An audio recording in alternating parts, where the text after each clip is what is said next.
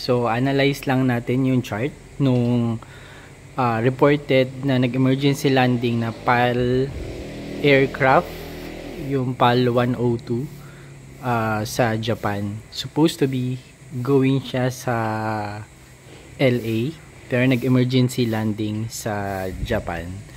So, ito yung chart niya.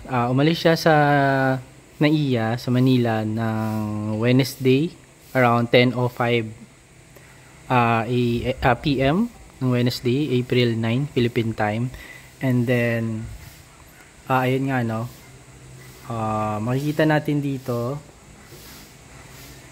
umalis siya ng April 9. So yung time dito sa chart natin, hindi lang siya Philippine time. So 14, and then naglanding siya ng 18. So parang almost 4 hours. 4 hours siya sa himpapawid bago siya nag-emergency landing. So makikita natin dito yung take off sa chart. So normal naman yung pag-take off niya sa chart. Ito yung pag-take off niya. Ayan.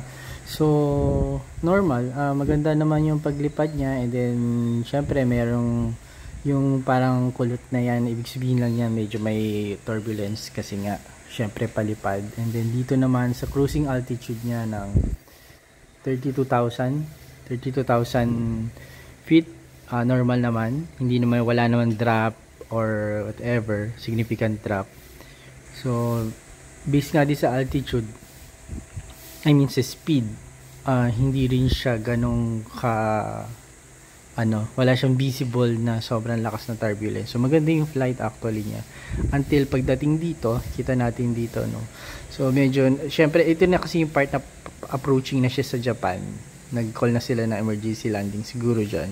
So kanya may turbulence na kasi mapapansin natin nag-prepare for landing na sila, bumaba na dito, no. And then since pababa na, syempre normally may turbulence dyan.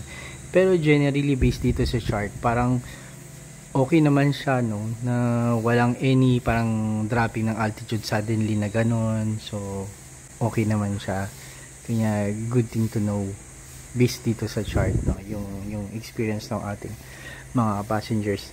So meron nga daw kasi pala, ang issue kasi is merong smoke sa cabin na naging concern. So yun yung reason kung bakit nag-emergency landing. So as of this posting, wala pang details kung ano yung naging reason. So siguro subscribe na lang kayo dito para updated kayo once na meron ng nailabas na report. That's it. Thank you.